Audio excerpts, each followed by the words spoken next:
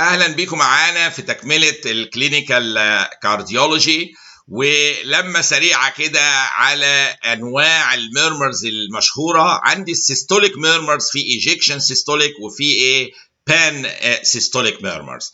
الايجيكشن سيستوليك زي الرسمه كده دي بتبقى غالبا اسبابها كاسباب كاورجانيك كوز زي اورتيك ستينوزس او بالمونري ستينوزس، مع الضخه الماكسيمم بتاع الفنتريكل في اللحظه الاولى تروح عامله لي مع لحظه الايجكشن بتاع الماكسيمم فيلينج، الماكسيمم ايجكشن فيز بتاع الفنتريكل. السبيد بتاع البلاد بتبقى عاليه جدا والصوت بيبقى عالي، فبتبقى ايجكشن سيستوليك ميرمر مع اقوى لحظه في ضخه الدم.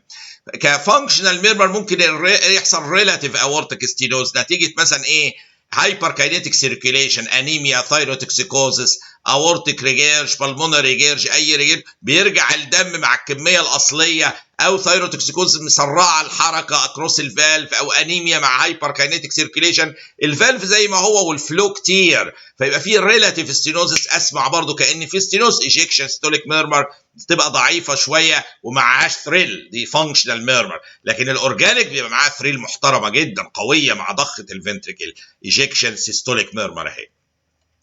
ممكن انوسنس ميرمر بتاع الاطفال اللي هي زي الفينس هام في الاطفال، برضو مع مع سرعه سريان الدم وكده ممكن نسمع انوسنت ميرمر تبقى موجوده تمام. ولكن يوم ما اسمع ايجكشن سيستوليك ميرمر لازم افكر في اشهر حاجات اللي هي اورتيك اور بالمونري ستينوزس. دول اشهر حاجتين يجوا في دماغي. طب لو ما كانتش ايجكشن بقى، كانت بان سيستوليك زي دي طول مده السيستول، دي مخي يروح على مايترال ريجيرج مع ضخه الفنتريكل من اوله، بيرتجع الدم طول مده الضخه مع مفتوح الفالف مش عارف يقفل، وبالتالي في كل الضخه من اولها لاخرها فتلاقيها بان سيستوليك في المايترال ريجيرج. اختها الترايكاسبيد ريجيرج نفس الفكره، بس في فرق صغنون لذيذ جدا. انا ما انساش سالته الدكتور حسني شاهين الله يرحمه، كان بيمتحني وسالني ايه الفرق، افرق ازاي. هو الفرق هي كلمه واحده، الميترال ريجيرج does not increase by inspiration، ده الميترال فالف ملوش اي علاقه. لكن الترايكاسبيد ريجيرج لما اخد نفس هيزيد الفينس ريتيرن، هيزيد الفلو في الترايكاسبيد فالف، هيعمل مع الانسبيريشن يعني هيزيد، تقوم يزيد صوت الميرمر دي. يبقى انا لو عندي بان سيستوليك ميرمر مسموعه، احتمال مايتر ريجيرج او ترايكاسبيد ريجيرج، خلي العيان ياخد نفس.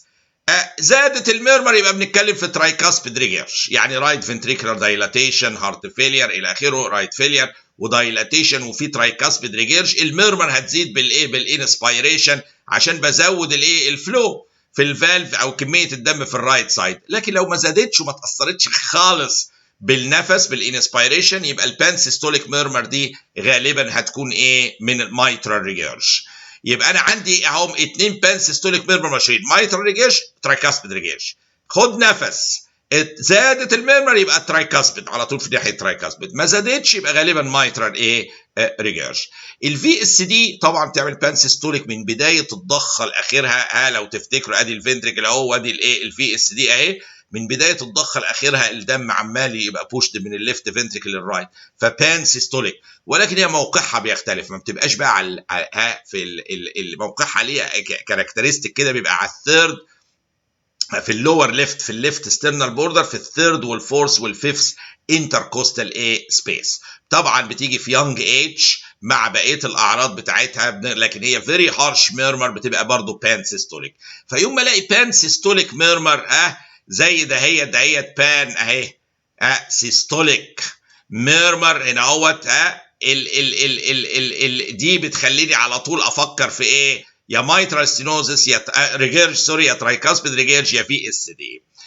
اللي هنا الدايستول، يعني لو في ميرمر في الناحيه دي تبقى دايستوليك، لكن احنا بنتكلم على سيستوليك ميرمرز دلوقتي. فخدنا نوعين رئيسيين، الايجكشن سيستوليك، واخدنا البان سيستوليك ميرمر دهيت. معذره دي معلش في ايرور صغيرين او مش يعني، انا مركز على البان سيستوليك ميرمر هنا اهوت في اللحظه الحته دي.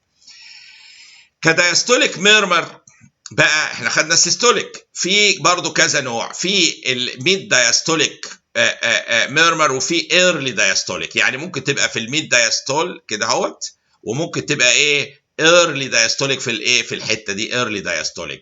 كميد diastolic murmur ممكن تبقى سببها اشهر حاجه في الدنيا الميترال ستينوز. بعد فتحه الفالف يبدا يعدي الدم ويجي ميد diastolic ويجي الاتريال كونتراكت يعمل بري سيستوليك اكسنتويشن زي ما شرحنا.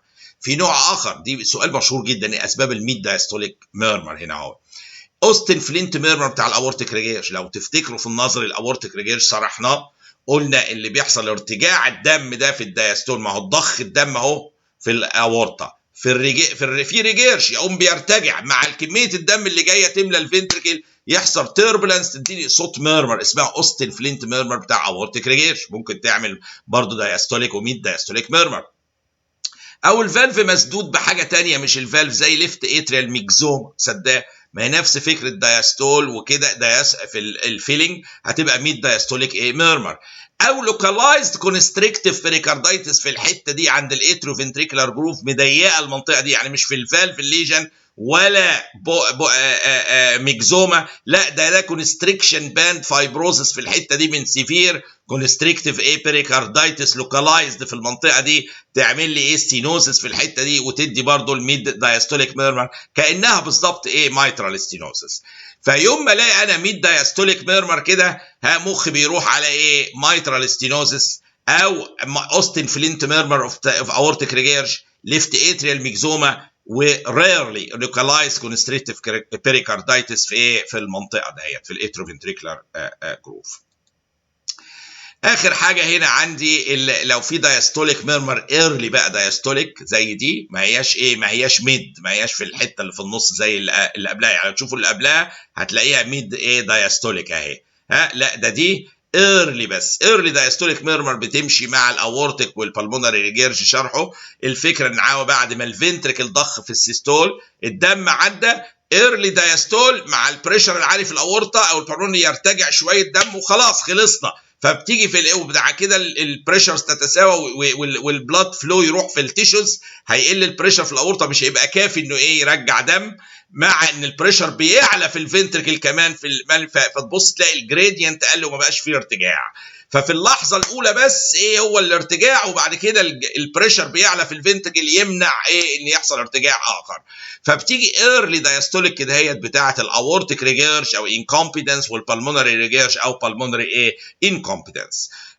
والى اللقاء ان شاء الله مع محاضرات تانية قريبا باذن الله. تابعونا على طول بتضاف في ميدليرن وميدليرن.app.